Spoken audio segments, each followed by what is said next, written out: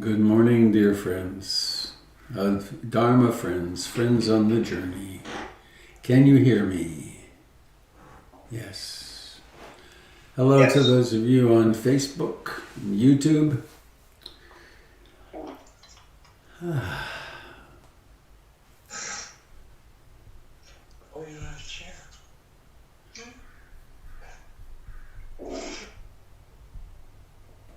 Whoops. There we go. Please be sure to mute yourselves, to mute your computers.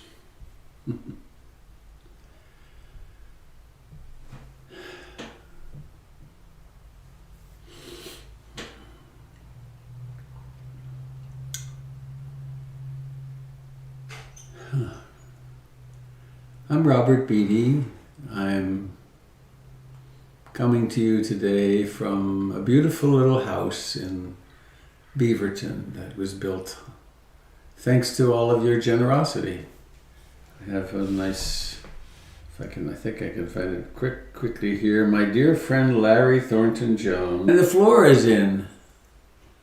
It's gorgeous. I'd show you the picture on the computer, but there's another picture of the... You're not recording, Robert. Oh, thank you, Jim. You're wonderful. This is a broadcast of the Portland Insight Meditation Community, a vibrant, loving experiment in American Buddhism. I've been teaching in Portland since 1979, and we incorporated as PIMC in 2000, and in 2004, we bought the beautiful church building that we hope to get back into before too long. If you're new to this, if you go to the portlandinsight.org website, you will find a vast treasure trove of resources. So this is the 2-hour Sunday morning broadcast, and we'll begin. I've got an unusual morning beginning this morning, and then we'll chant the refuges or sing the refuges, and then we'll do some meditation, and then Jim Dalton will do some movement, and then I'll be back with a Dharma talk. And the topic today is change. Anicca, the foundation of everything. And I have a poem. It's really actually a quote from the Buddha to start with.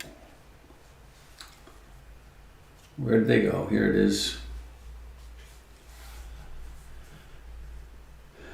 Thus should you look upon this changing world.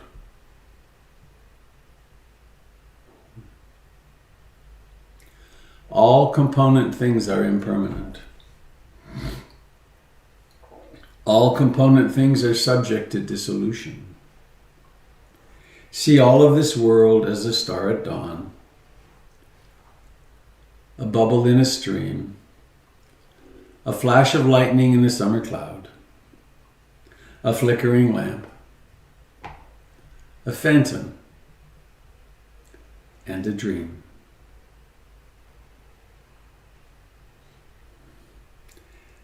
Thus, should we look upon this changing world, all component things are impermanent. All component things are subject to dissolution. See all of this world as a star at dawn, a bubble in a stream, a flash of lightning in a summer cloud, a flickering lamp, a phantom, and a dream.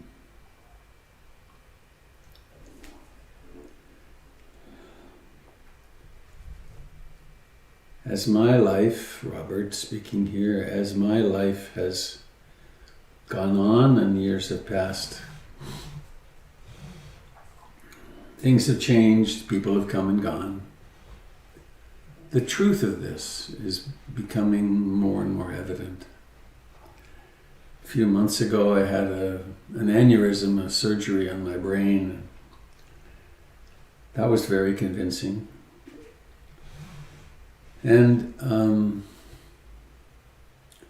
not quite sure how to move into this. I have some very difficult news, actually.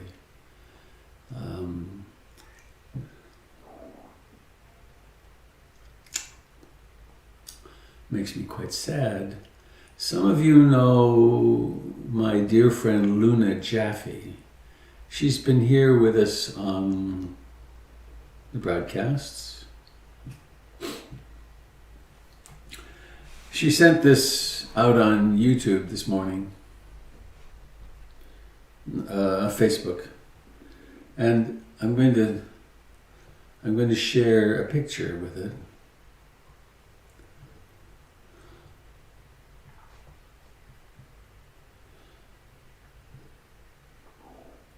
There it is. On Friday, my beautiful son Hunter died in his sleep.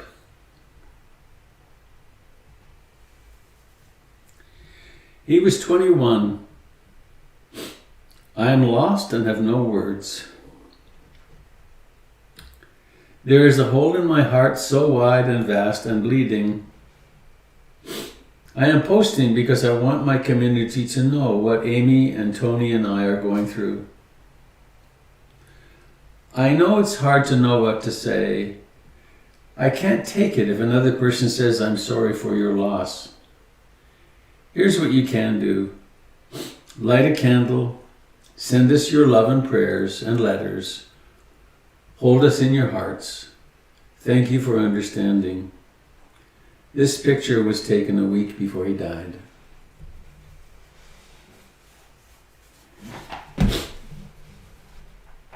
Whew.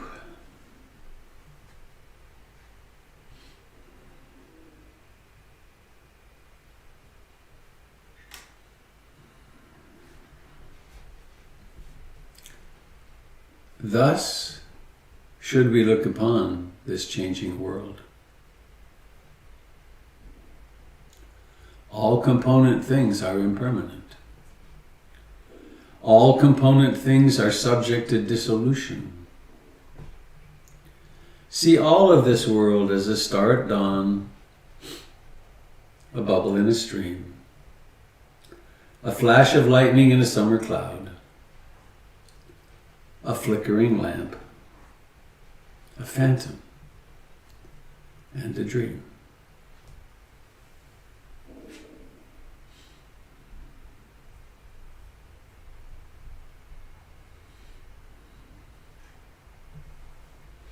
Way down deep inside, and actually not very far from the surface, from all of us, there's this fear. The separate self knows that it lives in time, as do all our loved ones. And right now, Luna is facing that reality and her natural denial of that reality in a way that is unimaginable, I think, really. So, this is why we meditate. It's helpful with stress management, and it's helpful to deal better with our emotions, and it's helpful in so many ways, helpful in our relationships. But fundamentally, we meditate to ask the central question, which is, who am I? Who was Hunter? How weird it is that we get born and then live a lifetime, we go through somebody training, and then we just disappear.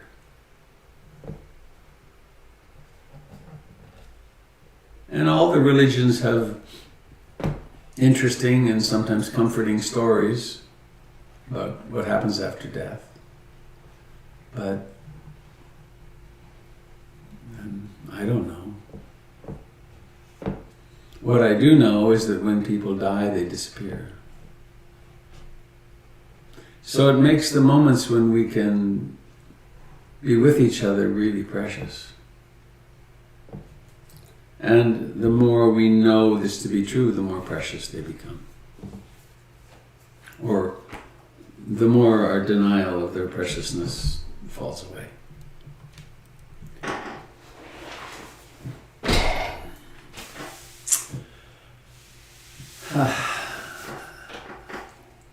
I have a large picture of the picture you're looking at. I have it on a large screen here beside me. So I'll be holding that with me today as we're together.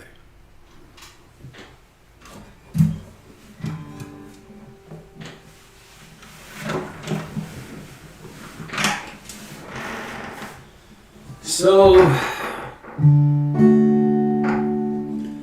clearly,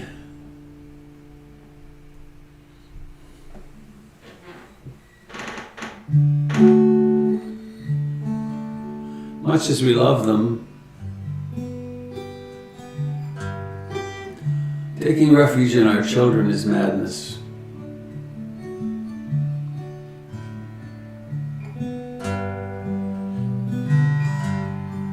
Taking refuge in youth or health,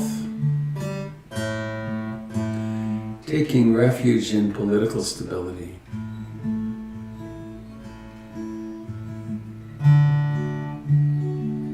So where might we take refuge?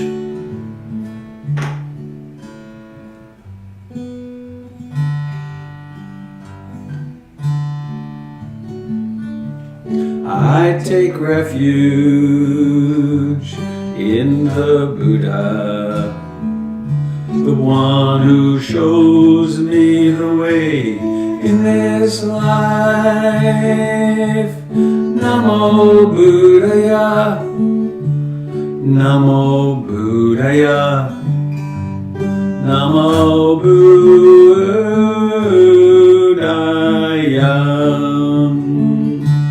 I take refuge in the Dharma, the way of understanding and love. Namo Dharmaya, Namo Dharmaya, Namo Dharmaya. I take refuge in the Sangha, the community of mindful harmony. Namo Sanghaya, Namo Sanghaya, Namo Sanghaya.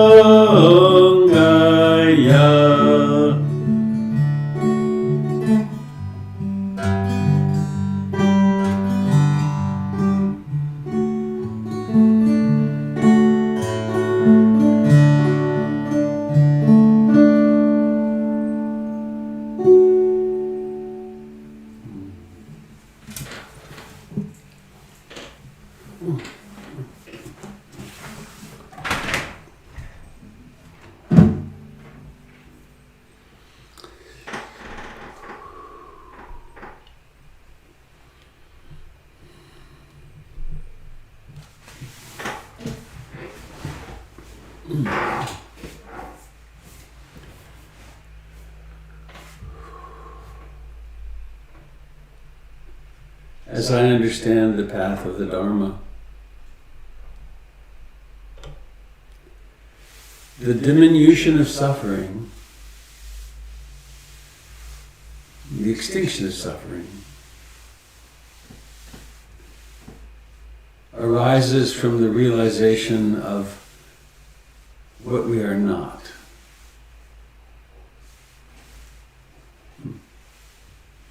We pay attention to our bodies very closely, their breathing, their every movement. And we discover that we don't have control over them. We are not them. And then there's the feelings, the experiences of liking and disliking, pleasant and unpleasant. They come and go on their own schedule too. And then there's all the mental formations, the memories, the plans, the hopes, the fears, the neurotic patterns. They come and go on their own schedule. And then all the phenomena that we experience, all the perceptions, the seeing, hearing, smelling, tasting, touching, the mental phenomena of the five hindrances and the enlightenment factors.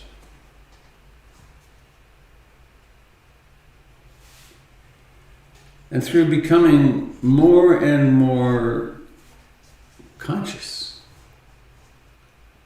and watching all these phenomena come and go, there is something else that emerges, which is that which is awake, that which is the knowing. So let's sit.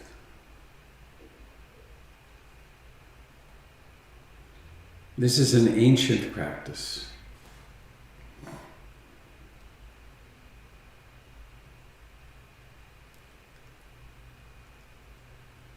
At least 2,600 years old since the time of the Buddha, but likely it goes back thousands of years before that.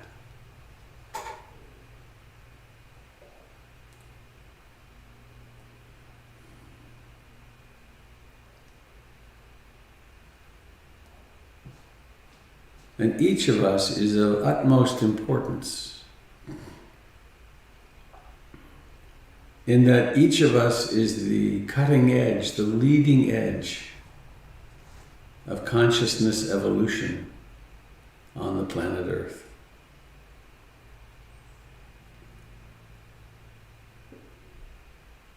And all we have to do is look at the world situation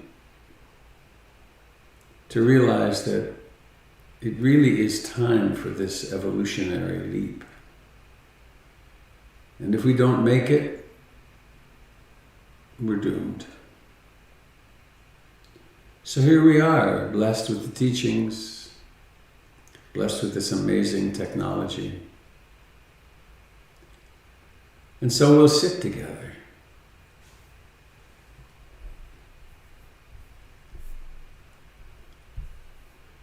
This is from the Satipatthana Sutra, the teachings on the 4 foundations of mindfulness. I'll speak more about it after. I have heard that on one occasion the Blessed One was staying in the Kuru country. Now there is a town of the Kurus called Kamasadama. There the Blessed One addressed the monks. Monks? Lord, the monks replied. The Blessed One said this: this is the direct path for the purification of beings, for the overcoming of sorrow and lamentation, for the disappearance of pain and distress, for the attainment of the right method, and for the realization of liberation, unbinding. In other words, the 4 frames of reference. Which 4? There is a case where a monk remains focused on the body in and of itself, ardent and mindful, putting aside greed and distress with reference to the world. She remains focused on feelings, mind, mental qualities, in and of themselves, ardent and mindful, putting aside greed and distress with reference to the world. And how does a person remain focused on the body in and of itself?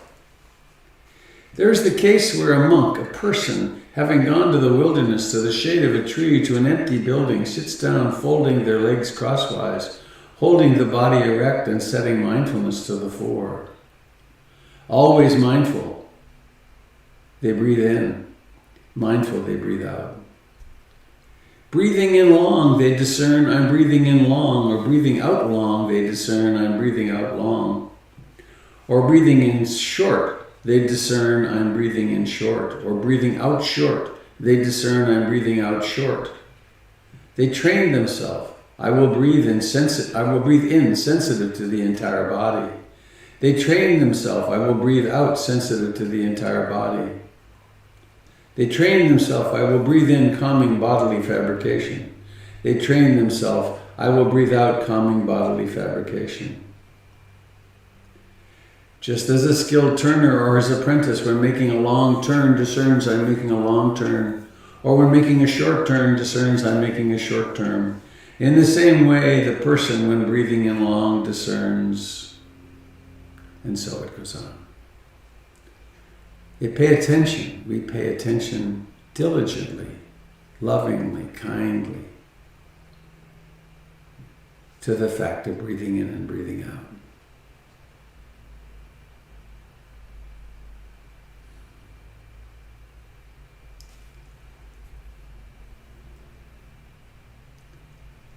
And we observe in this coming and going of each breath the truth of anicca shines at us, glares at us. Impermanence, not permanent.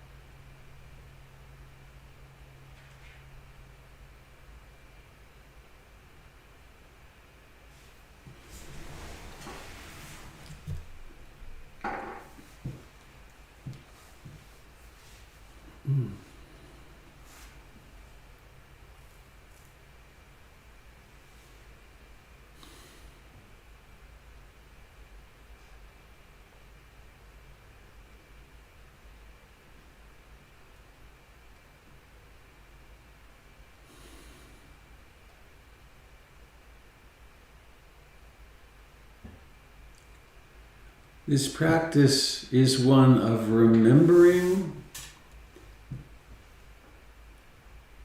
to remember to be present here, to be awake.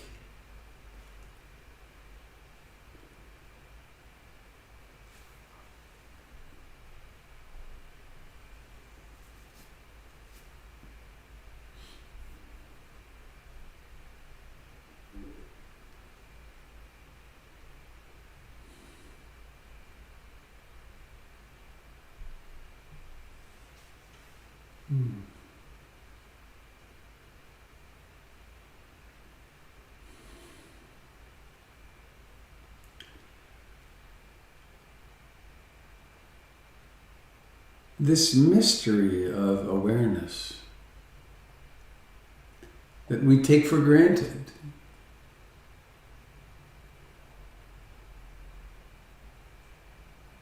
is right here, isn't it?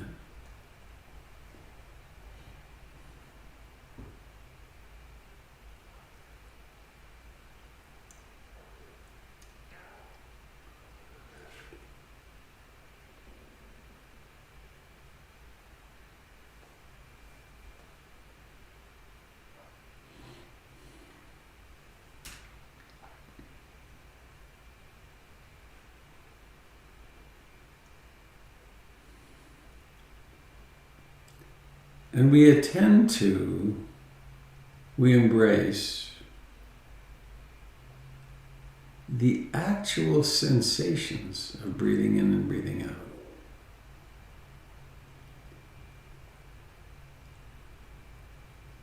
It's possible to be deluded and to be paying attention to an image or an idea or a fantasy of breathing in and breathing out.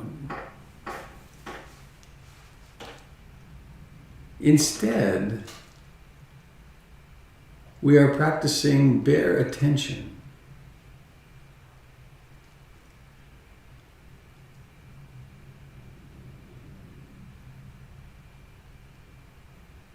Attentive to the actual sensations in the chest and abdomen, or in the nostrils. We are attending to what happens when the body breathes.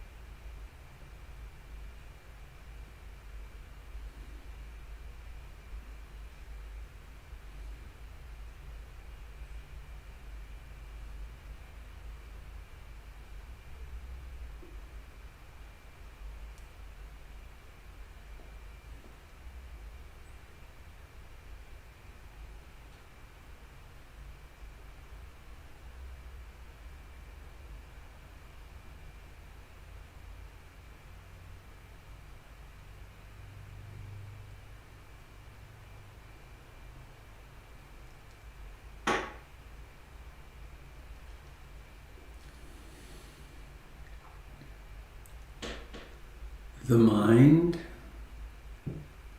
wanders.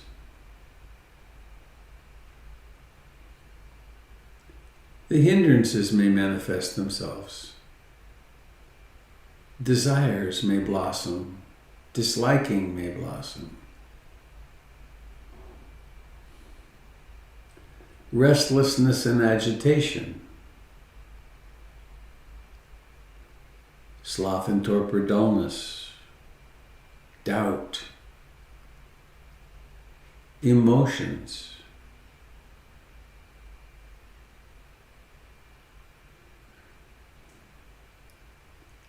Remembering that our task is not to stop any of this. Instead, it is to realize its nature, which is impermanent, impersonal.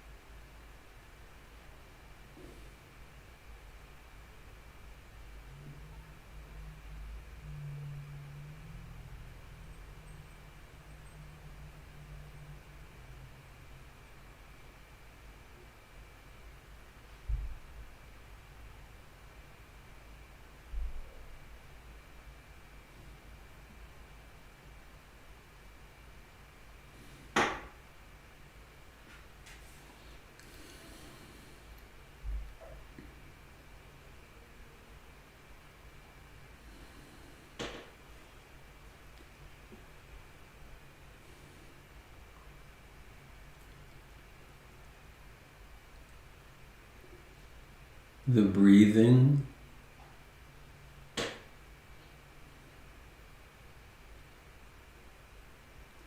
is part of our communion with nature.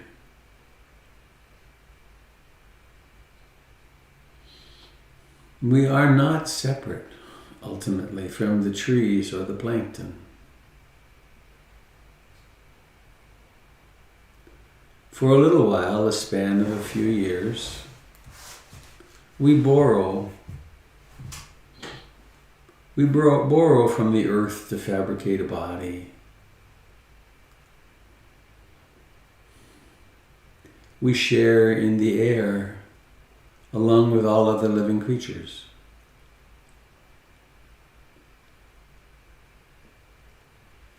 We take in food and expel our wastes, borrowed energies.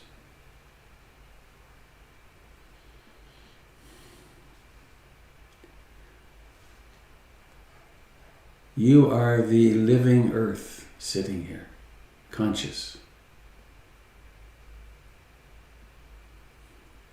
Allow awareness to spread and be just relaxedly in your whole body. And notice there's a body sitting here. And it's alive. It's conscious.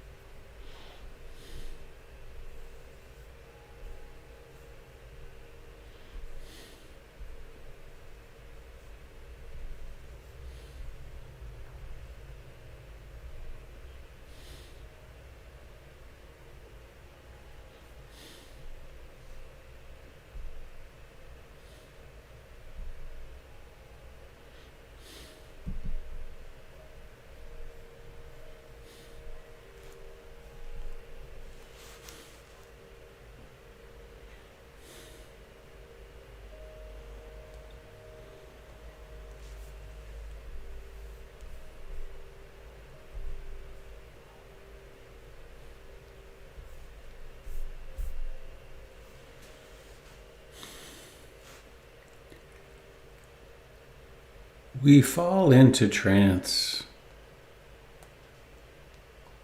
The trance of I, me, mine. Countless times.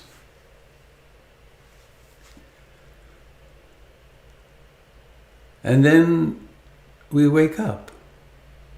Then mindfulness emerges.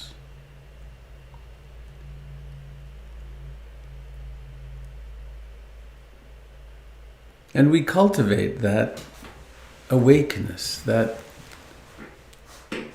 awareness.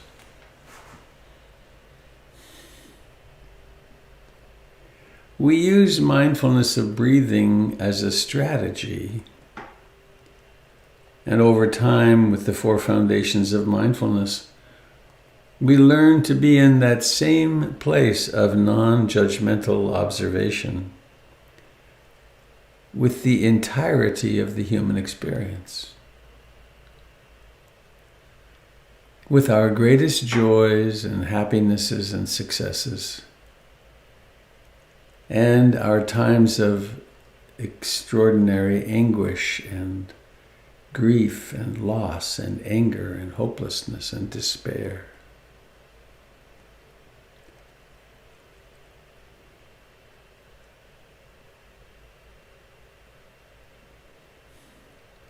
And so when the mind wanders, when you awaken to the wandering, the job is already done, actually. But why not then use that awakeness to redirect, to bring awareness into the body,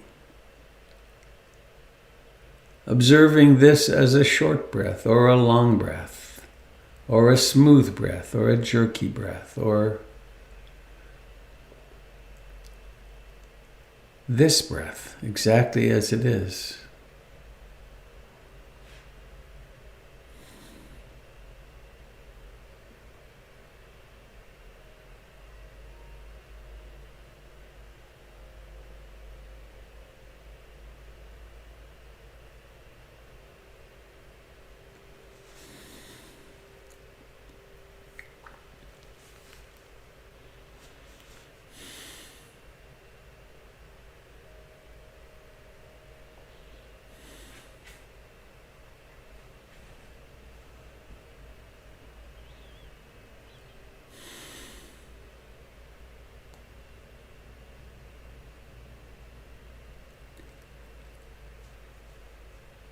Sometimes sloth and torpor, sleepy dullness comes along. It's not a problem. It's normal. Sometimes worry dominates, sometimes doubt.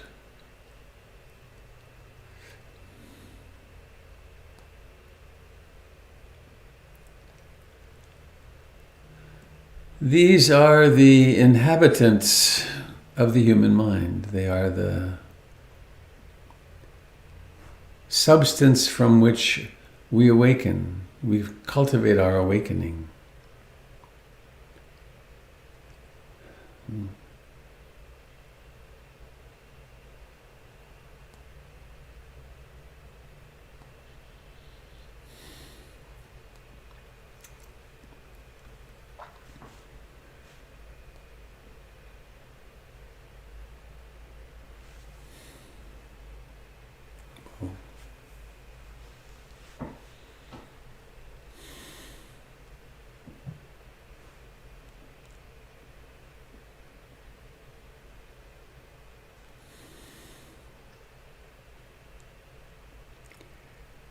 As we come to the winding down of this time of sitting,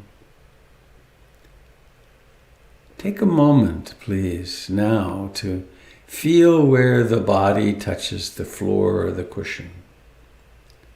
Really embody that. Really bring consciousness and body together. Contact. Notice the life, the sensations where the clothing touches the body. All over the place, there's this contact. Notice the life of the hands.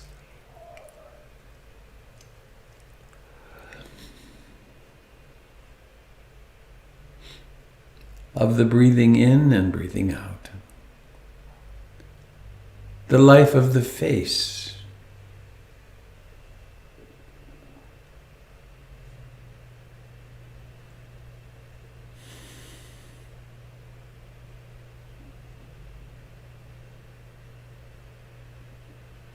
Of your lips.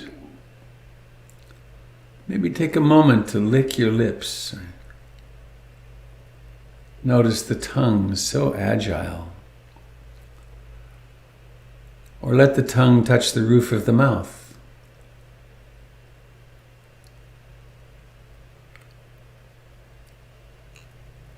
This is a body. It's alive.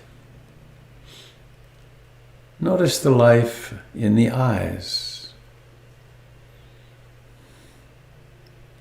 The sensations of eye-ness. And move the eyes around a little bit in their sockets. They move because of intention. You intend for them to move, and then they move.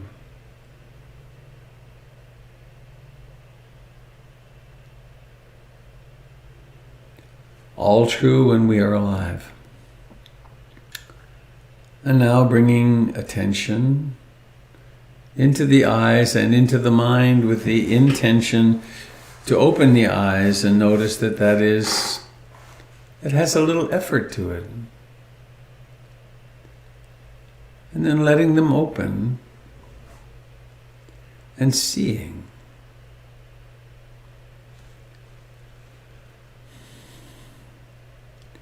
It's a very simple practice that I like to do called seeing with the eyes of blessing.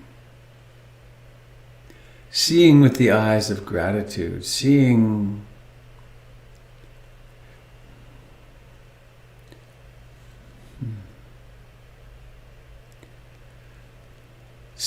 with the eyes of knowing that the person you see is alive and will not always be.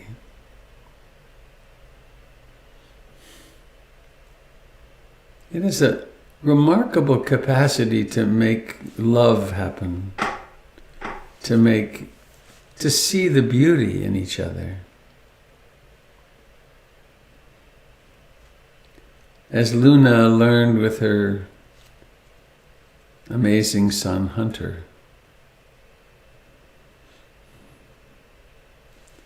those with whom we are not permanent fixtures.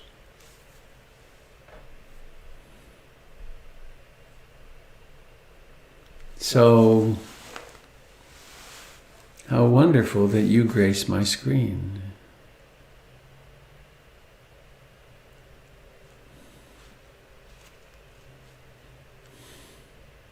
How wonderful that we choose to spend time together in this way.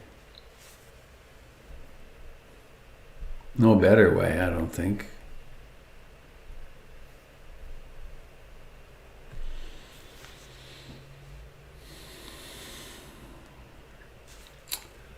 Well, I have a few announcements, which I think I have set up so I can show. Let's see if it works. Oh, it did. Yes, good. This is the digest, the weekly digest. You could get this if you want by going to the website and signing up for the constant contact list or for the connections email list. Thank you to Molly and Gregory and Avi for putting this together. The beauty of all of our presentations has taken a huge leap forward with Molly. She's such an artist. So there's the fundraising. I'm going to come back to that. Candle is starting on surfing with the similes. Candle is starting on the first Sunday of September, every 2 Sundays a month.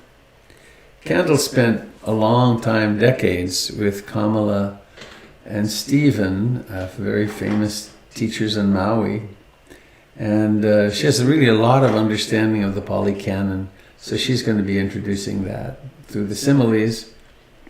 And this is that guy, Robert Beatty, doing his Eightfold Path of the Buddha class. It's kind of a coming together of all these years of work, I think. Doyle Banks is going to do nonviolent communication, skillful speech, and Doug Pullen will do basics of mindfulness. And then Saturday the 5th, Jim is on with simple practice for simple awareness. And there's more NVC, there's Qigong, and there's the weekly meditation groups. If you click on this, you get to all of them. And Doug giving an invitation to his classes. So there, that worked rather nicely. And I think I'll just speak of the other part.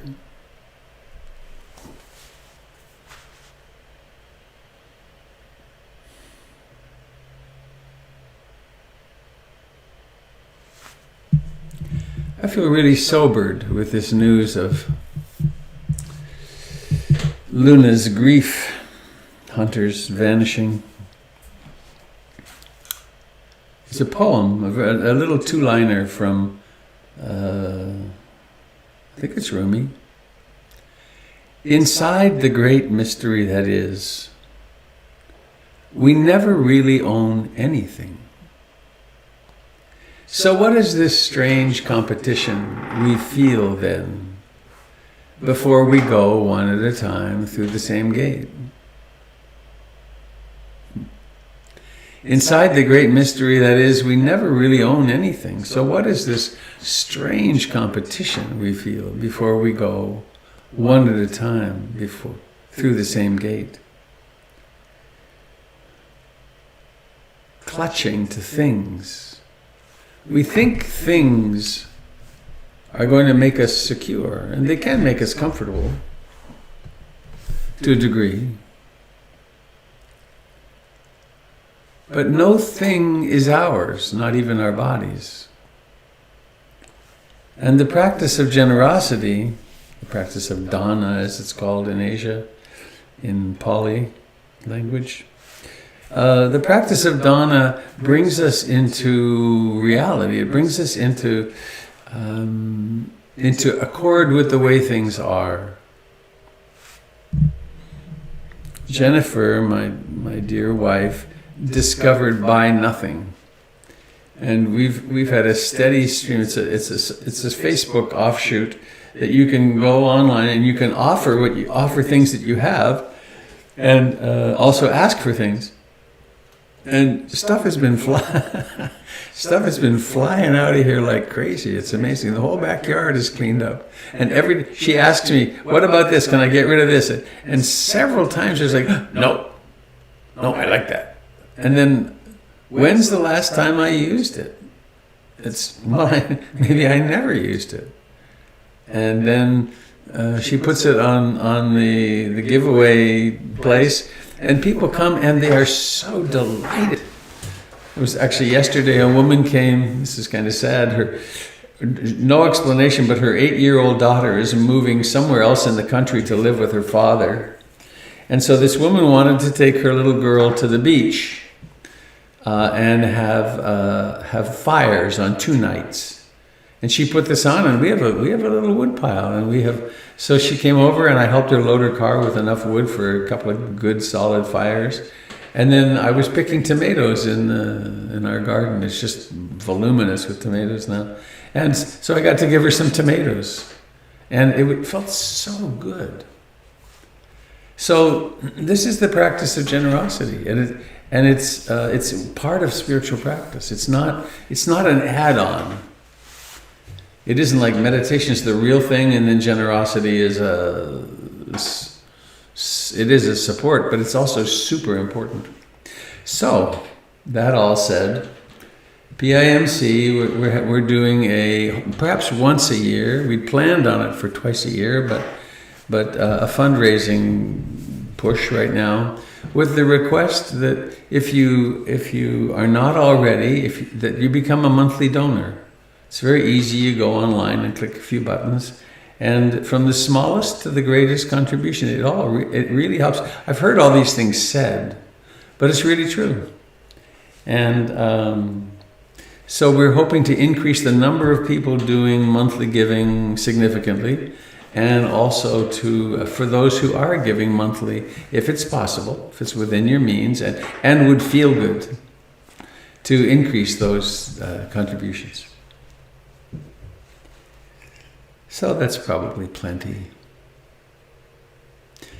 But find different ways. Find ways to be generous with yourself and with others. Of course, the most important way to be generous is give yourself time every day to sit.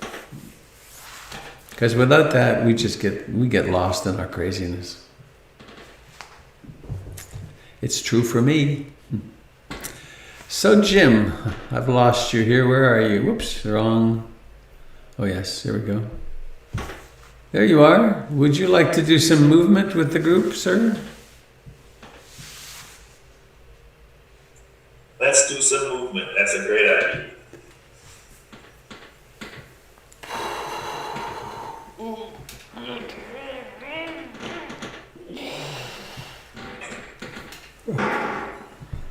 So, I'm moving back so I can be seen better as I move up and down. But first, I'll just move sideways. But you can see from the image on your screen that I'm pouring my attention and my weight into one leg, and then I'm pouring it back into. Those of you joining us on YouTube and Facebook, if you would like to participate more fully, go to portlandinsight.org and look for the online offerings, and you can join us on Zoom. I did a little experiment last week where I figured out how to broadcast Zoom to YouTube or Facebook. And then it was brought to my attention that people's names are here on the screen, and that with the artificial intelligence that's out there, it really became much less private or more prone to intrusion by the beast. So I decided I won't do that. And so if you'd like to be more participant, please join us on Zoom. All right. I will let the sound come through if you want. We can make it a little more dynamic by going up on the toes and coming down on the heels. Just fully feel all the little tendons and ligaments and muscles in the feet and the ankles, lifting the heel off the floor and then setting it back down slowly. There's intention to monitor the speed, and that's a harmless intention. We become more aware of the unity and the intelligence and the knowing of the body. The body can go up on the toes, and it can rock back into the heels, but not too far. There's a little alarm system that goes off.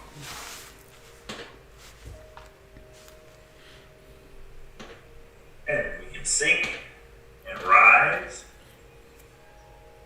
and give a little more impetus to this flow of subtle energy through the lymph system. We squeeze the lymph nodes between the legs and the torso by sinking, lifting the chest, sinking with the tailbone underneath the head,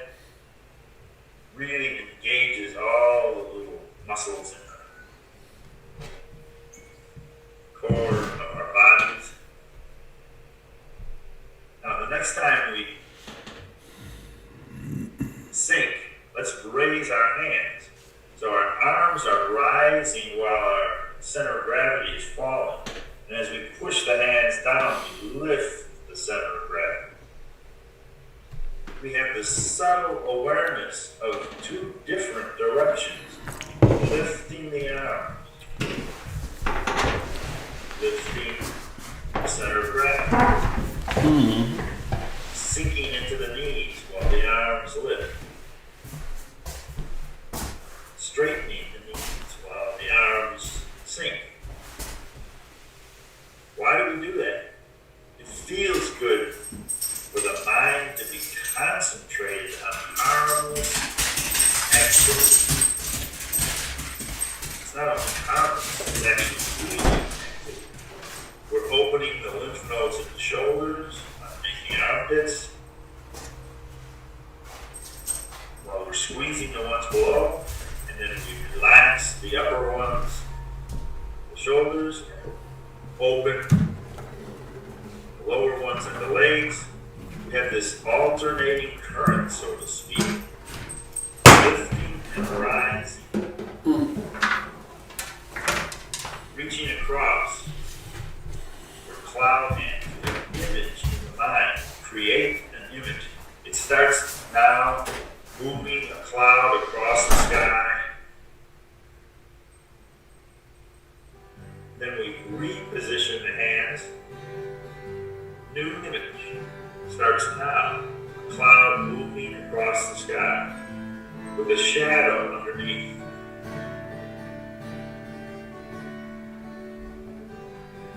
Switching, pouring into one leg. We engage that leg from the foot up to the shoulder. Switch, release that side, and pour into the other side. So this image gets recreated, fades, and then it comes back. New hand, new cloud.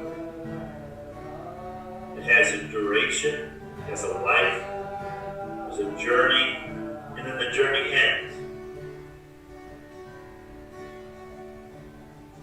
Is there anything substantial in this cloud moving across the sky? Is there anything substantial in the shadow moving across the earth? Or is it all like a flickering lamp Robert wrote about? The star of dawn. It's beautiful in the sky. And when we spot it, our experience of beauty begins. And then little by little, the sun illuminates the sky and the star disappears. It's empty. Same thing with the cloud. Moves across the sky,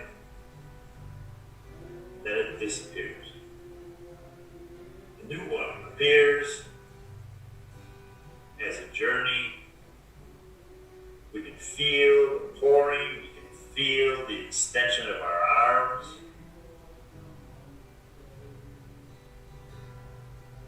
But each movement has to end to make room for the next one. There's nothing permanent in this gesture called cloud hand. It's all impermanence. Like that monk says, it's like a million brilliant suns. Impermanence here, here, here, here, here, here. You can't possibly keep track of the lessons in impermanence.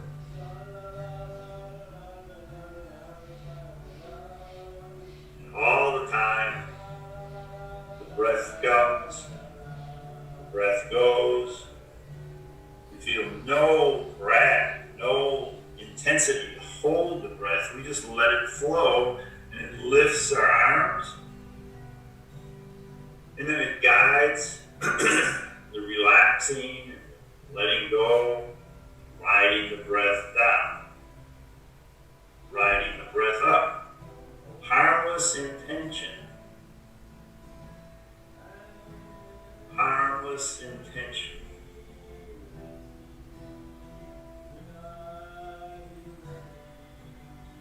present with movement, impermanence,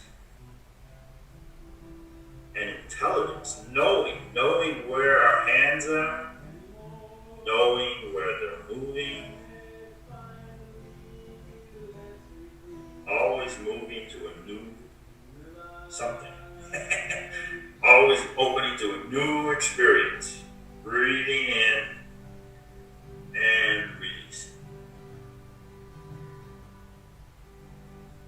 So, next Saturday, I'll be online with this Zoom machinery, software that will bring together a group of people practicing impermanence, moving with impermanence, breathing with impermanence, sitting impermanently, off and on during the course of the day from 9 till 2 on Saturday. And then 2 weeks after that, a shorter session with more Qigong, more movement, more focus on that. And as long as we're doing shameless commerce,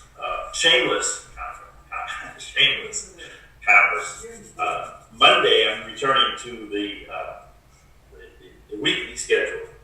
I've had 10 weeks off to work with a book club, and now I'm going back to my regular Jim's guest house where Rumi and Lao Tzu and several people have appointments to meet us. So we'll see you Monday, and if you want to have an evening meditation session. So all those announcements, thank you very much for listening. And regular program will resume now. Thank you.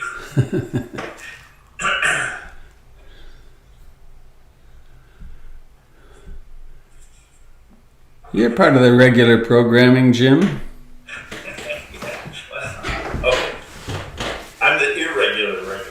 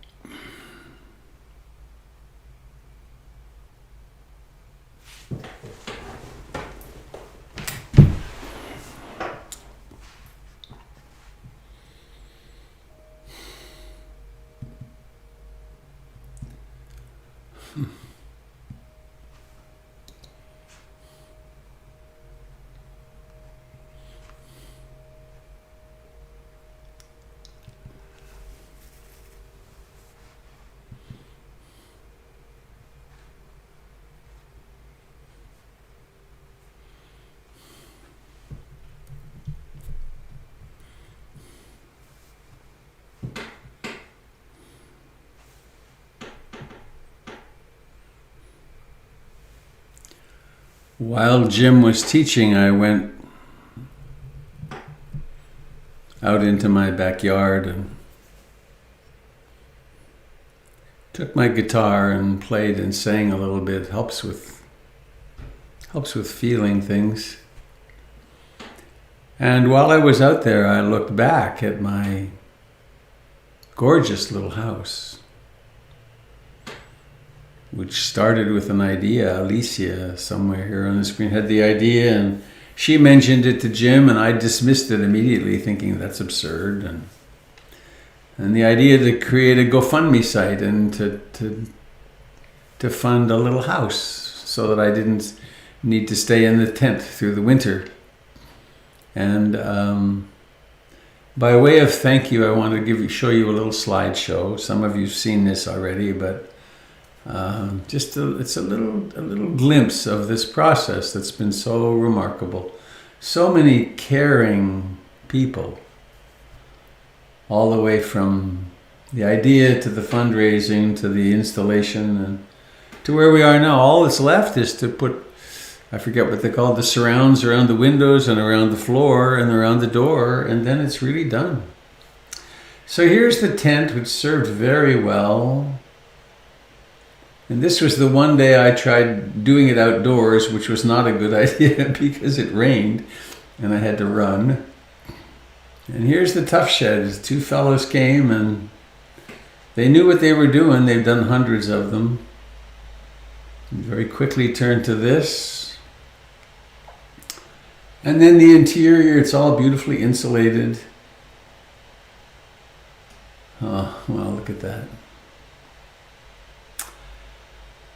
Huh.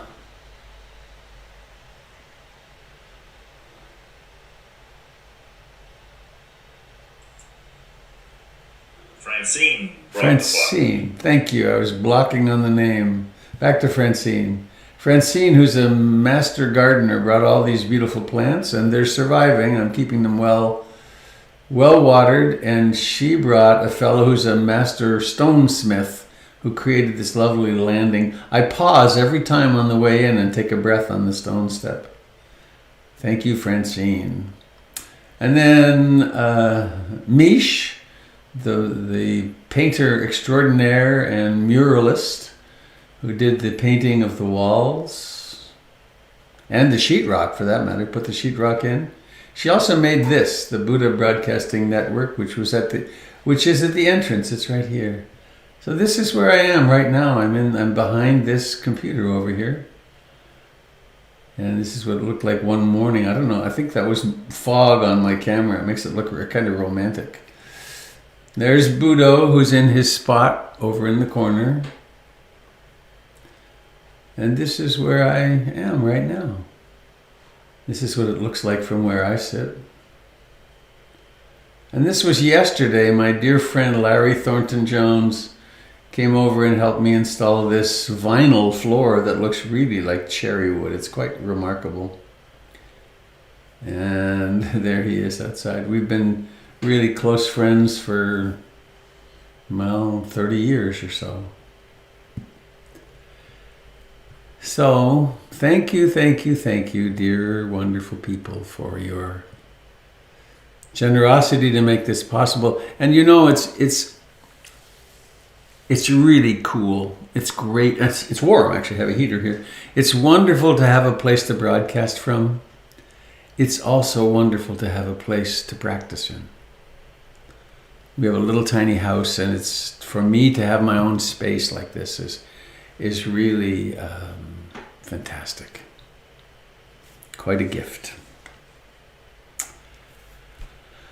So,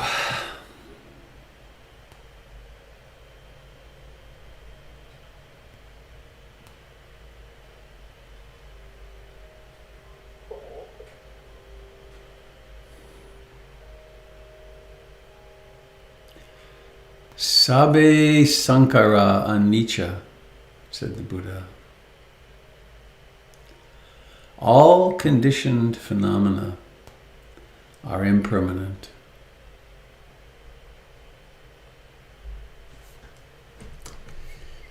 I think I want to read this again. Oh, hang on. Right back. I need to go get something from over here.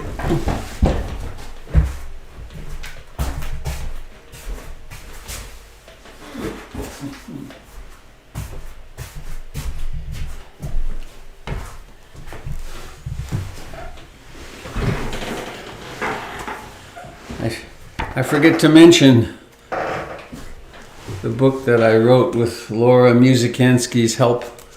Mindfulness for a Happy Life is in the market, and you can get your very own copy by ordering it.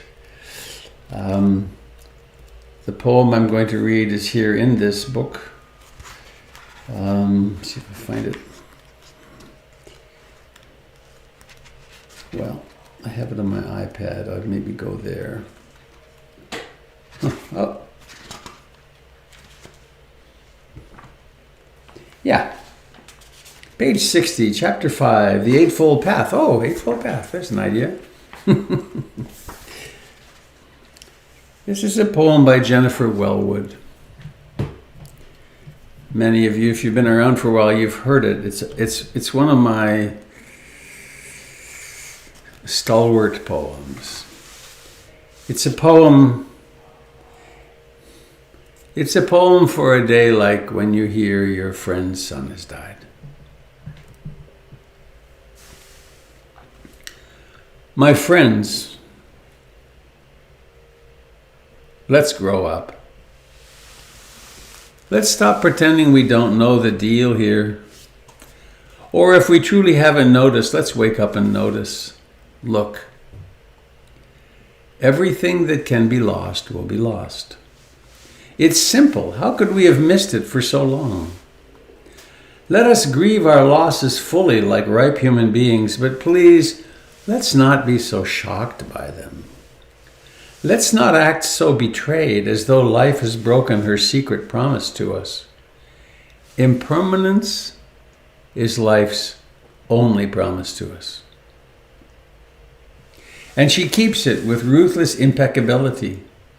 To a child, she seems cruel, but she is only wild. And her compassion is exquisitely precise, brilliantly penetrating, luminous with truth. She strips away the unreal to show us the real. This is the true ride. Let's give ourselves to it. Let's stop making deals for a safe passage. There isn't one anyway, and the cost is too high. We are not children anymore.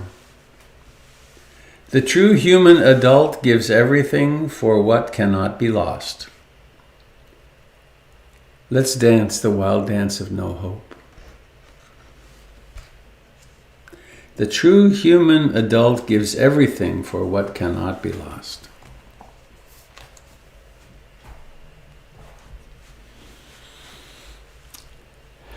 One of the great Thai forest masters of the last century, Ajahn Buddhadasa,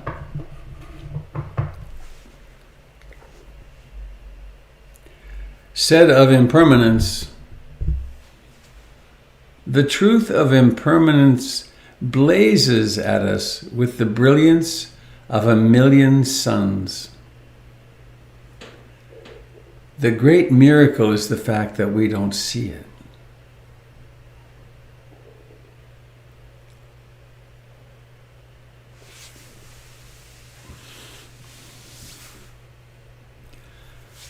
So I want to go to, if I can find it here, let me see. Oh, well, that's looking good. First, I read at the beginning of the meditation the first instruction in the Satipatthana Sutra for mindfulness of breathing. Mindfulness of the breath coming and going, mindfulness of the particulars. It's, you know, when a person working on a lathe is making a long turn or a short turn, they know that. We know what we're doing when we do such a thing. And so we pay attention to the breathing, knowing the details of it, becoming really intimate with it. And then we practice being aware of the whole body and its aliveness and the breath within that context. And then there's a calming of bodily formation, an intention to calm the physiology with the in-breath and the out-breath. And then at the end of that instruction, there comes something that's called the refrain. And I forget how many there are. I think there's 28 different segments in the Satipatthana Sutra, making the frames of observation, the pastures of abiding, the foundations of mindfulness, making them more and more articulate and including more and more of human experience. After each one of those, there's a repeated refrain. And for decades, I read the refrain once, if I were reading the book, and then I would always skip it. And it was, I don't know, maybe a decade ago, a monk named Bhikkhu Analayo wrote a book on the Satipatthana Sutra. And he said in that something like, people really don't understand the refrain. And it was certainly true of me, that I thought it was sort of irrelevant. Why repeat it every time? And what I came to understand from him was we repeat it every time because, in his words, without that, it isn't insight meditation. It's essential. So I want to share that with you in the context of impermanence today. So I'm going to get it up on the screen, I hope.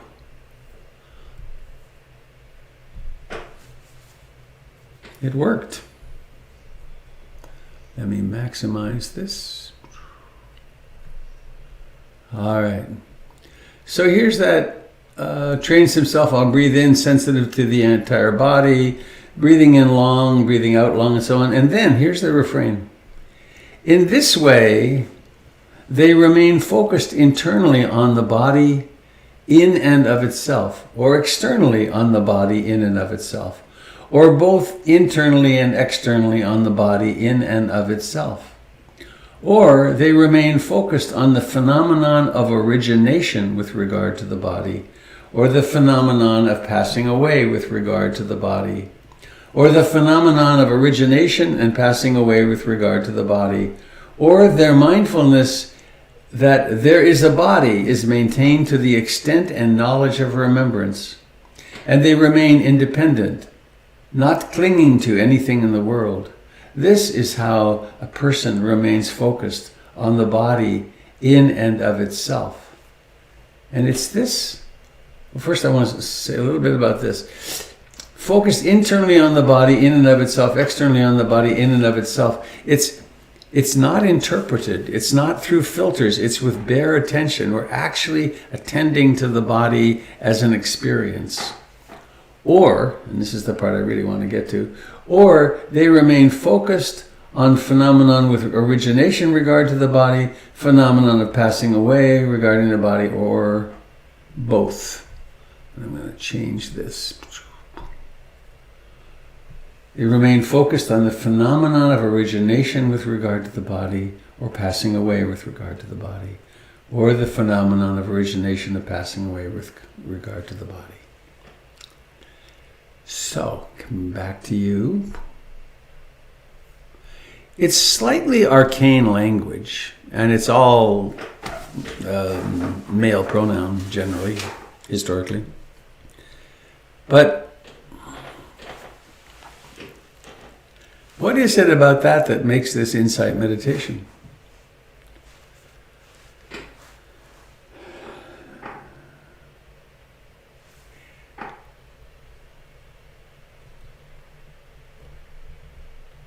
One of the ways that helps understand it, I think, is the teaching that we live with three profound delusions. And delusions, according to the American psychiatric world, the Diagnostic and Statistical Manual of Mental Disorders has great definitions in it. And the one on delusions is essentially that we believe in things, we believe in ideas, we have fantasies, we believe in these ideas despite the fact of extraordinary evidence to the contrary. So the first great delusion is permanence. I'm going to get healthy, get wealthy, live in a gated community, have all, etc., etc. I will dominate the world to be sure that I have access to oil and resources, and I'm going to get in charge. And then it falls apart. Because there is no place which is stable. There is nothing that is not impermanent. So it's one thing to have that as an intellectual idea, and it's quite another thing to have it as a direct experience at the most subtle levels of our observation. And just to put it in yet another framework,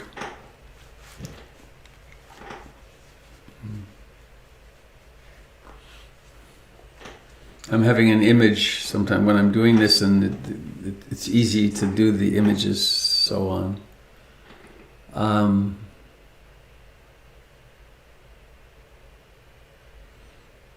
Excuse me just a second. I just got a text from Luna. I told her I would dedicate this morning to her and her family, and she said thank you so much. She can hardly talk. I haven't talked with her. What would I be like? Whew. Anyway, imagine a galaxy. Hundreds of billions of stars. It came into existence 14.2 billion years ago or something like that. And billions of these galaxies came into being. Stars form, they die. Galaxies collide with each other. There are planetary cataclysms, and I would say, no doubt there have been tens of thousands of civilizations come and go. We're not likely to be the only place that's ever happened amidst the billions of stars and galaxies. Some years ago, they pointed the... I had the great privilege of working on a freighter, and I worked my way to Australia. And in the southern hemisphere, I spent time up on the bridge with the captain. And he pointed out how few stars there were. The southern hemisphere is much less populous than ours, much less obvious. And they pointed the Hubble telescope at the darkest known place in the sky. And they let it sit there for a week. Guess what they found? Endless galaxies. More. So from that came the Earth. The Earth formed, and then life formed, and then we were born. Why would we presume permanence? It really is a delusion. There is no permanence. So it's one thing to get it intellectually, and we can be inspired by slideshows and things like that. It's another to enter into meditation, to become more and more aware, to become more and more attentive to when we fall into fantasies, into liking and disliking, into all the Sturm und Drang of a human life. So we learn how to be present, and for that then just calms down more and more and more. And we get to we're like a Hubble telescope into our own life experience, and into smaller and smaller fragments of experience. For instance, the breath is about to begin. Here it is, breathing in. Gone. Sounds. I like using the guitar for that. Just a sound comes into being.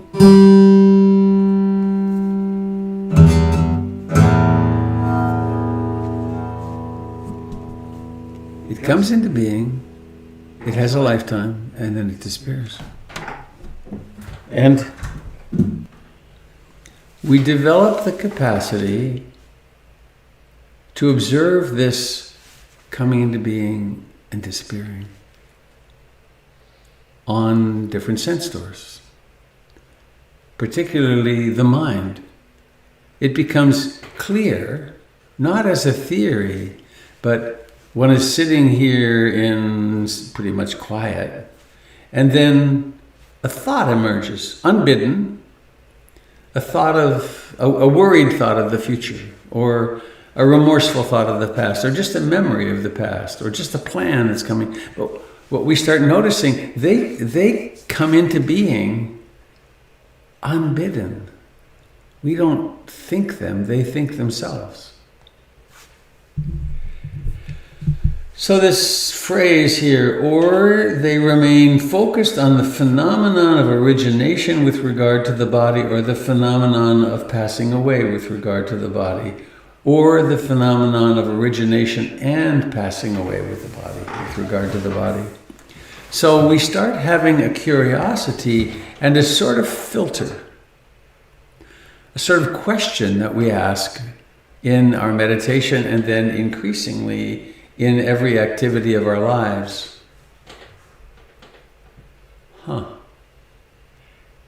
This is beginning and ending. I get in the car, I drive, I get to the other end, and it's over. Or I approach the car and I reach out with my hand, and then I get in the car, and that's over. Or I open my eyes and there's seeing, and then I close my eyes, and then it's gone. It's over. I take a bite of food and I taste it, and it's really delicious and pungent and my favorite and so on. And then it's over, and then I'm getting another bite. So the life of the meditator becomes one of a true explorer. And we're exploring what is the nature of reality. So one of the delusions is this one of permanence. The second one is the notion that we can experience satisfaction. We can get somewhere and park and finally have what we've been really looking for. Has that worked? It has not worked for me. Which I'm not saying that we then wouldn't follow our dreams or try to make things happen in the way that we want.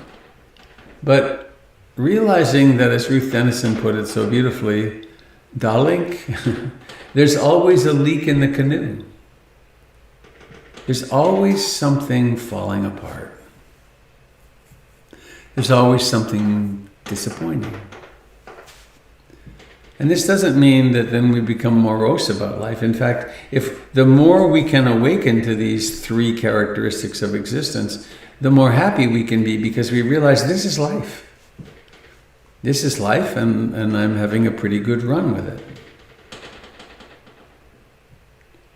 And then that third characteristic of existence, it's anatta, which literally means no soul, no enduring entity. Which we can hear and think, oh no, I don't want that to happen. I want my soul to go to heaven and live forever, and so on. I want it to be reborn so I can have another chance to do this. What the Buddha said was, well, pay attention. Is there something in here, in your direct experience, that actually is stable and that you can call yourself? And built into these questions, this questioning of these delusions is, well, if they're not true, what is?